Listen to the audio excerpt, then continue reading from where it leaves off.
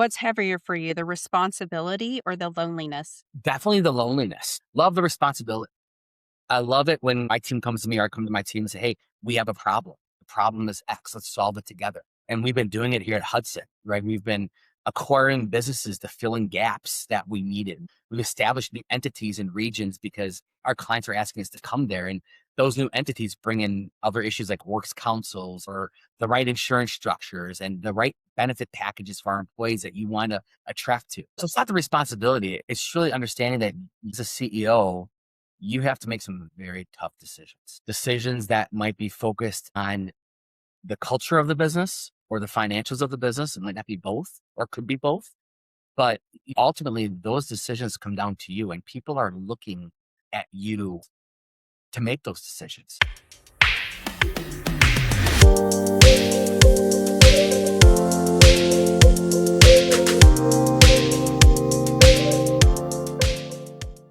Hi, I'm Christy, your host for Inside the C-Suite, where execs get real about leadership, impact, and what truly drives high-stake decisions. Most leaders spend their careers preparing for the CEO seat, but what happens when you finally get it? Today's guest spent a decade helping one of the most successful RPO businesses in the world at Korn Ferry before stepping into his first CEO role at Hudson Talent Solutions. Since then, he's been leading global growth, navigating AI disruption, and proving that talent acquisition isn't a support function, it's a business strategy. He's also a husband, father, outdoor enthusiast, and from what I hear, a pretty serious wine guy. Jake, welcome to Inside the C-Suite. Let's jump in. Jake, I am so excited to have you on Inside the C-Suite. This just feels like a long time coming. For those of you that are joining, I used to report to this wonderful man. I know my introduction did not do you justice. I would love for you to introduce yourself to the audience and a little bit about what you do. Christy, thank you so much. And thank you for inviting me to your podcast. And I just want to share with you and for the viewers, Christy is such a inspirational leader, a brilliant mind, and also a great friend. So, Christy, thank you for having me and allowing me to join, right? But everybody's listening, Jake Zabkowicz. I am currently the CEO of Hudson Talent Solutions. I have had about 20 years in the talent acquisition industry, both on a regional and global scale, across all sectors of every single industry and across every single continent. So as we talk about uniquenesses in AI or hiring trends or what people encounter and how the TA team should be part of the strategy, it's been near and dear to my heart for many, many years. So Christy, thank you again so much and I'd love to join your podcast. Look, I love this podcast because it brings minds like you front and center stage, available where other people can't access these leaders and learn the thought leadership that you bring. So let's start off with a little bit of fun. So I know that you're a wine guy. It's just part of working for you. So I'm going to give you some rapid fire questions here. Okay. What wine best describes your leadership style? Ooh, I like a good full body cab and a good full body cab because you want it to be simple, but yet you want it to be complex. It has the different stages, right? At the very onset, you get the first taste and it's like great, fantastic, but it hits the back of your palate. And then you start developing a little bit more and a little bit more. And that goes back to all of my employees and team members, right? As we get in a leadership team, simplicity is great, but knowing that we live in this complex world and you try to make it as simple as possible for our employees, our clients, and our team members, right? He's complex, guys. That's what he's saying. Okay, so what wine best describes your first 90 days as CEO? Or would that straight up be just boons? Jeez. How about a flight of wines? Yeah, can I say a flight of different wines? Like I've been wine for everything from the most simplistic Riesling to a very, very full-bodied Merlot that's just like happy and man, you need to sit down after a while. But I've gone through the full flight. And I would say the first 90 days of being a CEO, especially my first time in this role, is you don't know what you're getting into, right? Any company. It's not that I started the Hudson Talent Solutions business. I grew up with it. You're being thrown in by a board of directors and a chairperson to say, hey, we want to take the company this direction. We believe that you can help take us there, right? Now you need to get this company that's been around for 20 some years and you need to get them on board with you. Good luck, right? And we're going to support you. Listen, I would say I went through a full spectrum of wines, all the way from the crispest of Rieslings to the full body Merlots, but the journey is very interesting. And every single wine is a different chapter of what you have to do. right? And what you face and what you encounter. And I'll tell you, post COVID and the talent acquisition industry, it is a spectrum of wine in and of itself, right? Do you remember coming together during COVID? Oh my God. Co- Christy, we've had a long tenured relationship together, friendship together. And you think about how much we learned from COVID about a people aspect, right? End of the world's happening. No, it's not.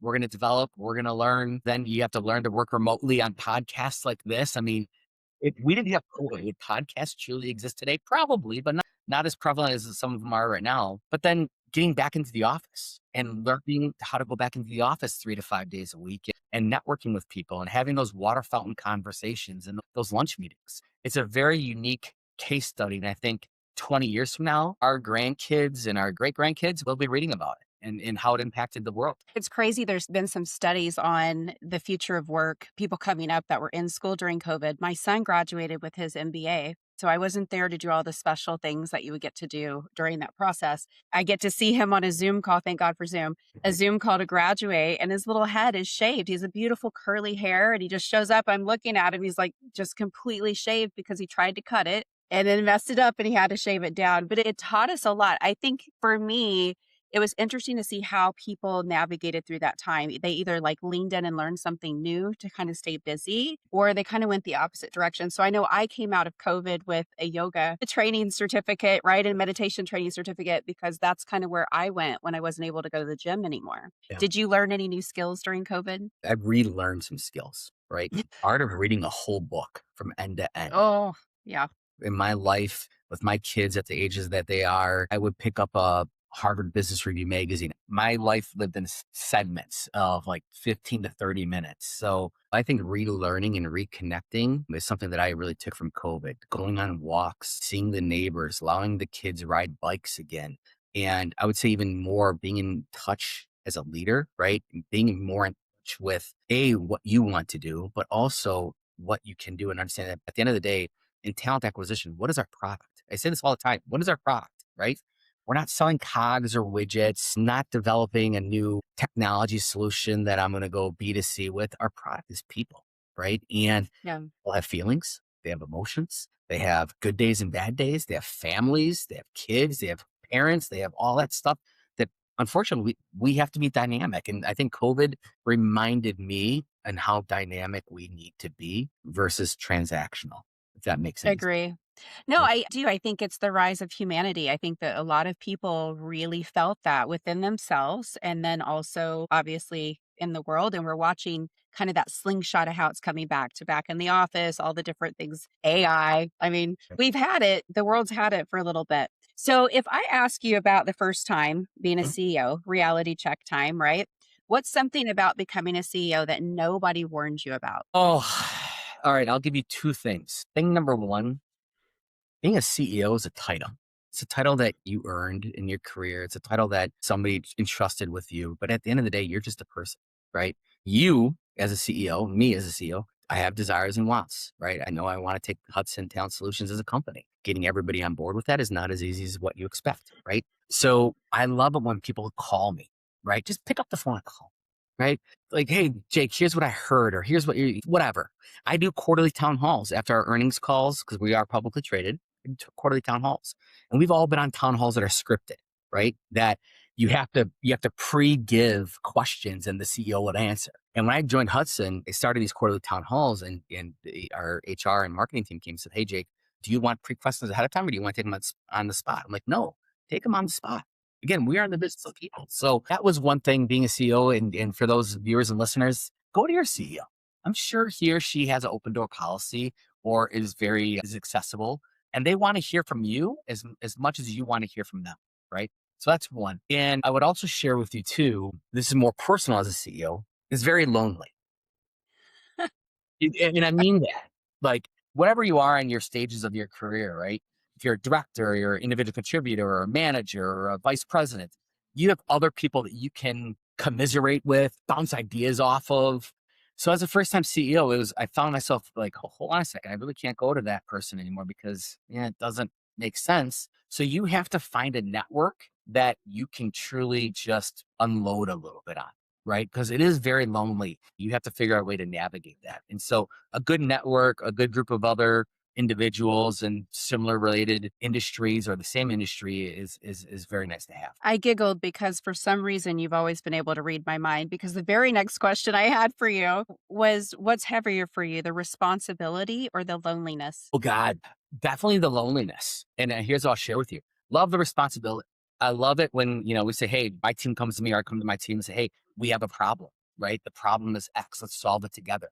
Right. And we've been doing it here at Hudson, right? We've been acquiring businesses to fill in gaps that we needed. We've established new entities and regions because our clients are asking us to come there. And those new entities bring in other issues like works councils or the right insurance structures and the right benefit packages for our employees that you want to attract to, right? So it's not the responsibility. It's really understanding that as a CEO, you have to make some very, very tough decisions and not popular decisions that might be focused on the culture of the business or the financials of the business. It might not be both or could be both. But ultimately, those decisions come down to you, and people are looking at you to make those decisions. Your employees, your board of directors, right? Your chairperson, your investors. So the loneliness or realizing that the buck stops with you and in that proverbial quote unquote, it's tough sometimes because you have to make decisions that impact people's lives, especially in our industry where it's gone. But then you have to look at it and say, hey, well, I'm making these tough decisions, but that protects these thousands of jobs that I currently employ as a leader today. So I hope that answered your question, Christy. It's a You very personal question. That's what we do, personal questions over here. So, who's the closest person in your corner? Oh my Lord. My wife. Yeah, I would assume that would be the Yeah, my answer. wife for How's now. that been for her watching you go through this transition? So I've known my wife since we were in high school and we started dating in college and we got married right after college. And she's in the medical field. So she's a practitioner, right? And believe it or not, what's interesting is that this weekend was the first official trip that she came on. She came with me from a company trip and met clients. And we were talking ahead of time. She was like, Jake, what do I need to wear? And what should we do? And I had my head of marketing kind of give her the layout of the event. So we did a client event at the FIFA World Cup match in New York this last weekend. And this was the first time. And got back to the hotel room after the first dinner. And she was like, man, Jake, I didn't really realize. And we talked about it. And I've known you for majority of your life, super majority of your life. And I didn't realize that you always have to be out there and talking and visible. And so my wife is definitely the rock. My kids ask some really good questions, but I have a couple good mentors, right? A couple good CEOs that have retired. And I'll pick up the phone and say, hey, here's what I'm hypothetically speaking. Here's what I'm dealing with. What would you do? Or here's what I'm thinking, right? So it's good to have that. But having a good support is critical, especially the world that we're navigating right now. What I really appreciated about you when I was coming up is that you have a little bit of what I would call tough love. It's really like my mom used to say this, how do you eat an elephant? One bite at a time. So with you, when there was a challenge that would come up, you never put it as you didn't think somebody could accomplish it. But what I loved about your leadership is that you would say, what do you think? Yeah. What do you suggest? Yeah. And you let us work through it together. So we knew to come to you, not ever with just our problem, but with what our point of view was and what our solution would be. And I've really, really appreciated that because personally that helped me grow. And it's one of my staples that I used with my team. So I never had a chance to tell you that, but I wanted to share that with you because it did impact the way I lead and how I guide other people. So thank you for that. And Christy, thank you. And you amongst everybody else and the leadership that you bring, right? And we've talked about this before. And I'm a big movie guy too. I love wine. But wine pairs really well with movies, right? And this sounds really bad, but there's a movie with Matt Damon, The Martian. And you know the movie, right? The Martian, they go on Mars. He gets stuck on Mars for a big storm. And at the end, no spoiler alert, but he makes it back, right? There's a lot of stuff. Makes it back. And he's teaching a bunch of students at a college. And somebody asked, like, how did you do it? I think he said two things. He says he had science the hell out of it, right? Because science was a big part of getting back. But at the end of the day, you solved the problem and then you moved on. You solved another problem and you moved on, right? We as humans think that we multitask, we can do certain things. Yeah, we can multitask, but solve a problem, move on. Going back to what we're talking about leadership and about thinking your way, I think my way is the right way all the time, right? That's what we automatically do. But there might be 4 or 5 ways to get to that end result. And it allows that individual, allows that team to come up with their ideas, but solve a problem and move on is the best attitude I can give as well. We have solved many problems and moved on. So I love that. So, look, I know that you spent 10 years helping grow someone else's business, a place that we both come from, that we both adore. How different is it when every decision ultimately lands on your desk? I hate to say this, but I try as a CEO from every decision not to land on my desk. Like I try to delegate it, bring in the right team to be able to do that. And I actually ask my leaders and I ask them to ask their leaders, like, hey, if you come to me with a problem, give me 2 or 3 solutions. Let me be that ear to help, going back to what you're saying, solve it with you versus, hey, what do you want to do? Now, there are a lot of things that do come on across my desk and that like I have to, yep, this is the direction we're going. Yes, we're acquiring this company. Yes, we're moving into this geography, this region. Yes, but if I look at it and the growth in the people and the company, what's the big difference or what's the main focal point? I think it's the people that you bring together and the people that will sit down at your King Arthur round table all the nights and put your swords down. You guys are all equals and you guys are all being part of that, about that business and what's happening. So whether growth is in one company versus the other, you are challenged by the environment. You are challenged by your employees. You're challenged by your clients. And how do you navigate that is the best way that I'm finding myself navigating Hudson versus my previous employer. That's a great answer. What belief about leadership did you have at Corn Ferry that completely changed when you became CEO at Hudson? Oh, what belief. You have all the answers. Right? You learn that one real quick. It's lonely and you don't know everything. I can tell you unequivocally, as a CEO, you don't have all the answers right there at your fingertips. But what Yeah. I find myself doing, Christy, now is asking more questions. Ask more questions. And what I try to do is if I'm in a meeting with a bunch of my directs or their directs, I try to speak last. I don't want to speak first. I'll introduce myself. I'll say hi, or I'll kick off the meeting and say, guys, I'll be in the backdrop, right? But it's more about listening and bringing it in and then making some decisions. So I think that's a piece. Like you don't have all the answers, but your job as a CEO is to try to go and get them. Either Yeah. getting them from osmosis through your team, getting them from asking the right questions. And the other piece I would say is sometimes making the wrong decision is better than making no decision, Oh, amen.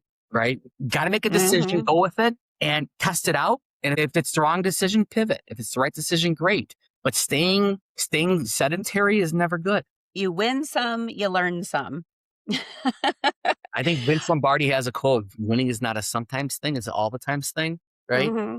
Winning is contagious. You got to get there and you have to make some of those tough decisions. I love that. So I believe, I don't know what your thought is, but I believe talent acquisition is having an identity crisis. Mm. With AI, recruiters nervous about losing their job. So you've said many times that talent acquisition must evolve from filling roles to enabling business outcomes. Right. What does it actually look like to you? It's interesting. The last, say, 8 years of our industry have been probably the most pivotal than any other 10, 15, 20 years beforehand. And I actually think the next couple years might be even more pivotal.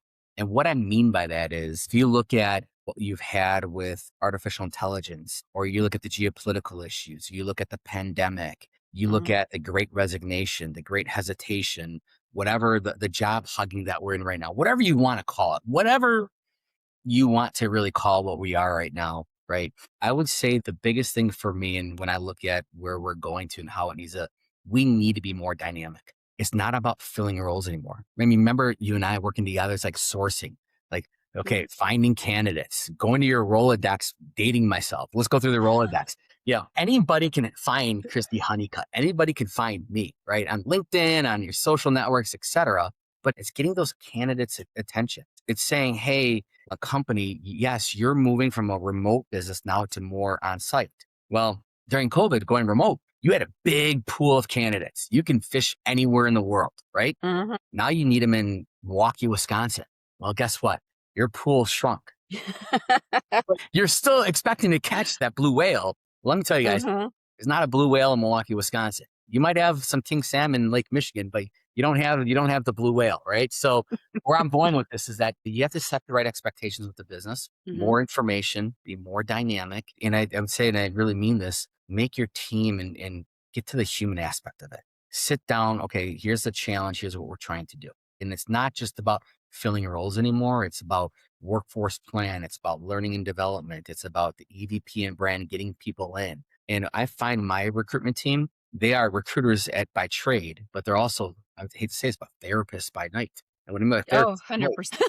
following up with people, right? Hey, how is your job going? You've been in role for 2 weeks, 2 months, last year. Tell me, how are things going, right? There's a lot of that going on. You know, it's funny, and I know you know this, but I don't believe that companies that we serve or have served understand how hard recruiters go for their brand and for their people. I can't tell you how many conversations I had with recruiters because they wanted Bob and they thought Bob was great and he met all the requirements and they were invested in Bob. And the client was like, I don't like Bob because he didn't have 4 years at this college or whatever the situation was. It never failed to see their hope and their humanity for every candidate that they interface with, like their hearts in that. Do Right. you find that as well? Absolutely. I mean, being a recruiter, and I mean, who goes to college to become a recruiter? Exactly. Every recruiter you talk to, did you go to school for that? No. Did you know you want to be that in high school? No. You kind of fall Mhm, into, and so you put your heart and soul into it. But the recruiter is a salesperson. They're a mhm. brand person.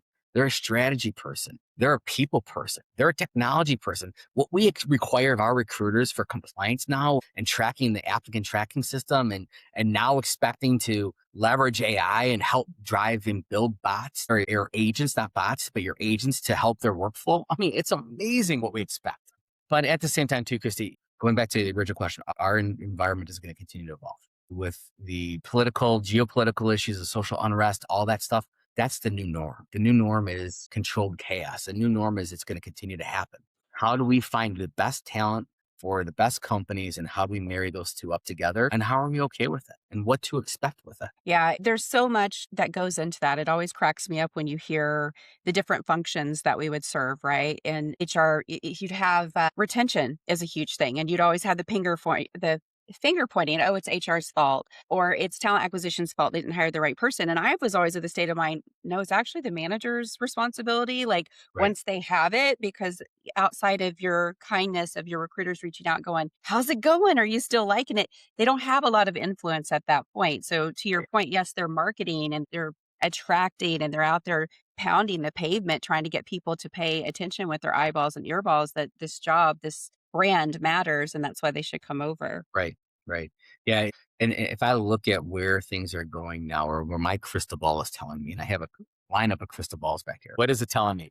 But the way I look at it is we have to continue to be more agile in our delivery, Yes. more cost conscious and where to leverage, and then more just human. And even as a CEO, being more human of saying, hey, yes, I had to make these tough decisions, or yes, we're moving the company in this direction and we've been going this way for many, many years, but now we're pivoting and we're going to move towards a more digital platform or we're going to be moving towards more on-site versus remote. We have to understand that if we don't keep up with the demands of our clients and our partners and the businesses that we support, we're going to be left alone. We're going to be left to the wayside, right? And we can't have that happen. Mhm. So let me ask you this. If I walked into a boardroom in 2026, what are the smartest CEOs doing differently around talent? What are they doing differently in 2026 than they were doing in 25? And what do you project that they're going to do in 27 and on? So adoption of digital solution is a must for any companies that are not leveraging a digital platform, an AI platform, and more automation. You can get away with it right now. You really can. You're not going to be able to get away with it in the next couple of years. I'm still of the school where I know we need to do that, but I get on the phone, I call my insurance provider and I speak to an agent. I keep on hitting 0 to talk to a live person. That's my thought, right, Christy? That's This right. this is me. Human. I just want to speak to a human. I get so irritated. 0, 0, 0, 0, right? But our kids are not. And so this is a Yeah. change curve. They're more used to working on the digital. So as they get to older, they're going to be more adapting of it and it's going to take off even further. So I think CEOs need to think about the digital aspect. And if they're not doing it, they should, but they should be thoughtful about it. Like I've had some CHROs that have said, hey, we have to leverage AI for 90% of our hiring. No, you don't. And I would highly advise against doing that, right? However, more automation helps make redundant tasks. Yes. But the other thing is don't get stale. I had a leadership meeting a couple weeks ago and we were talking about the talent acquisition playbook. Christy, you and I built a talent acquisition playbook. I'm having PTSD right now. Right? Yes. Right? We did, right? It's like, hey, this is the playbook you need to execute. And now I find myself as the coach of this company or the owner of the company or the whatever role you want to play, right? We have to redevelop the playbook. whether it's leveraging more in brand or your location or strategy or entity strategy or digital strategy, bringing that together. And what you can't do is you can't run a bunch of complex plays because then you lose the team. And you can't run a bunch of simple plays because guess what? That's not going to get you to the end zone. So you have to have a very dynamic playbook in front of you, and CEOs and the CHROs and heads of talent need to think about just because they did something that worked for them the last 10 years, last 5 years, last 2 years, or in the last year, promise you it's not going to continue to work. So develop that playbook and reinvent that playbook and rethink that playbook, but it needs to be balanced, right? It needs to be measured. I love that. Did you see the article about IKEA over the weekend, how they deployed a bunch of for their lower level task, which was ended up being customer service. Sure. And they ended up taking the same individuals. They didn't lay a single person off. They took the same individuals that were in customer service and are now upskilling them to be design assistants. So they automated that work, but they didn't offload. Instead, they leaned in so they could do more sales and more consulting with the client base. I think we're going to see their sales go up just from that move. I think it's smart business. I mean, I worked with a company, and this was about 9 months ago already. And we talked about their AI strategy, their digital strategy. So what's the strategy? It's like, Jake, we want to leverage digital to remove the quote unquote, the soul destroying work that our employees. And that. I'm stealing that. I'm going to use that. I've used it 24 times in the last 2 months. You leverage digital, leverage automation, leverage that stuff that removes the soul destroying work that we as humans have to do. And then allow them to grow, allow them to take on different tasks, allow them to be more creative and support your company and your business in a different angle they may have not been beforehand. Right. That's beautiful. Yeah. That's so great. I know that a lot of people are fearful of AI, and I really like how you answered it. And I think we have kind of the same thought leadership around it. What human skill becomes more valuable and not less in an AI world? Oh, what humans, compassion. Yeah, I agree. Right? Compassion, understanding, just truly that human element. I've seen agents now, they can do the pauses, they can pause now and they can do that stuff. They can stutter a little bit. They can have the different dialects and the languages and everything else, but truly that compassion and taking that story and being able to do that and relaying it back, and that human element that, I mean, maybe AI might be able to do that in years to come. I don't know. Okay. Right. If you look at any of the future movies out there, like with Will Smith and all that other stuff, you might see that. Right. But compassion is still something that I think people are missing. And like I said, we just did one of our first big client events here at Hudson this last weekend, and we got a bunch of clients together with some of our employees, and for 2 days of just talking, just, hey, what's going on? Not about business, right? Could be about business, but more about, what's going on in the world, what's happening with the families.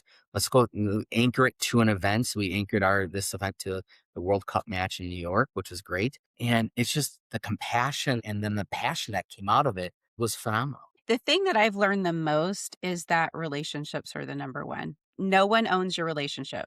Not an employer, not a spouse, not a friend. No one owns the relationships that you have. You show up, they're yours. And for me, that's what's really kind of come front center with all of this is we can move as fast as we can. But at the end of the day, it's been years since we've worked together, right? But I still feel like I can pick up the phone and call you if I have a challenge, and hopefully vice versa. So those situations that you're curating for your clients and for your team, I hope they know how incredibly precious and sacred that time is, because it does make a difference. Like anything else, you reflect on it later on. You don't realize it in the moment, right? You never realize, unless you get later on in your career, you sit back. I had one of those moments this weekend where I sat back and everybody's watching the match and they're networking and the relationships we're developing. I'm like, this is what we're here for. The clients talking to each other, which is that would never talk to each other before. Believe it or not, we had a lot of old employees of mine that were there as clients, and it's a completely different relationship, right? And it's there. So yeah, it's a good call out. Very good call out. How does that feel? How does that feel to have some old employees of yours that are now trust you so much that now they're your clients? Proud. I get to see their careers explode. I've had recruiters that used to be on my team in a previous life that are now global heads of TA. I've had old clients of mine in previous life, 15 years ago, 12 years ago, that have come and now they're clients in a different role. Like I'm proud of it. I'm going back to the relationships, but also development and seeing those individuals, those people then now start networking me through. And actually one of our individuals that joined us brought their son to come see it. And that was Oh, really cool. As a leader and as a CEO and as a human being, seeing this the generational shift was just phenomenal. I love that. Okay, I've got a couple of lightning round questions for you. I'm Good. going to end with the zinger. Okay. So, best leadership lesson you learned from a bad hire? Ooh, setting expectations up front. Best leadership lesson you learned from a great hire? And it would be me. What's your Giving them enough runway to make great decisions, giving them the autonomy to spread their wings and go. love, love, love. And one thing your kids would say that you need to work on. But my kids, my way is not always the right way. And then most overrated leadership trait. Most overrated leadership trait. Wow, that's a hard one. Communication. Interesting that you say that, communication. And because you have to navigate, and I'll explain this. I know it's a rapid question, but I'm going to expand on this real quick.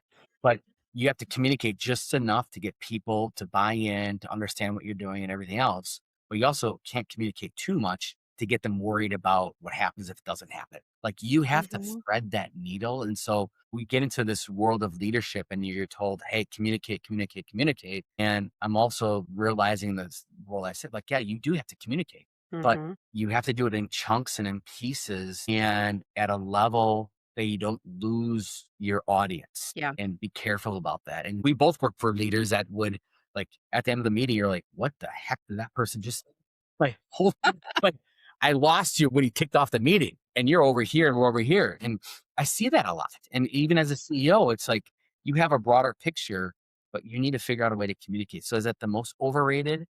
I would say that's the finest thing that you have to thread through, and not just to say you have to communicate everything because you should. Yeah. I heard context in that, which is a whole thing. So, Right. all right. So, I have one final question for you, and then I'm going to ask you to close us out. So, imagine your grandchildren Mhm. are listening to this episode 30 years from now. What's the leadership lesson you hope they remember about you? Don't be afraid. Oh, I like that. Don't be afraid. And here's what I mean by that is at the end of the day, we are people. Like I Yeah. said, I got this on. At the end of the day, yes, you hold a title as a CEO, you hold a title as a CHRO or a CFO or director or whatever. The title is just a title. But don't be afraid. Don't be afraid to take a chance. Don't be afraid to go on a limb and don't hesitate. Be dynamic. Take a gamble. As I shared with you earlier in this conversation, sometimes no decision is better, is worse than making the wrong decision. Make a decision, go with it, because then you can pivot, right? Don't be afraid. And I think that as we think about leaders and we do this, and I shared this with you before, Christy, too, and we were working together, ask for forgiveness. Don't be afraid. You're put in that role as a leader because somebody saw that those characteristics in. They wanted to give you more autonomy. Sometimes you just have to ask for forgiveness. Don't make multiple wrong mistakes. If you get your hand slapped a little bit, maybe don't ask for forgiveness again the next time. But, take that chance. You just made me think of my most fond memory of you. I don't know if you're going to remember this. I get a phone call from you, and I'm with a client at a nightclub, and it's like, do, do, do, do. I come out to talk to you, right? It's 10 o'clock at night. I'm like putting in the extra hours over here. I come out to talk to you, and you're like, where are you? Because it was in the middle of the day where you were. And I go, well, what do you mean, where am I at? I'm in Malaysia. And you go, oh, yeah, you were calling to give me a promotion. I remember that. Well, and so like you're screaming and I'm screaming trying to hear you. And so I went back in and celebrated, but Yeah. that's the human side of what we do. It was one of my favorite memories of you. It just flashed. I had to share it.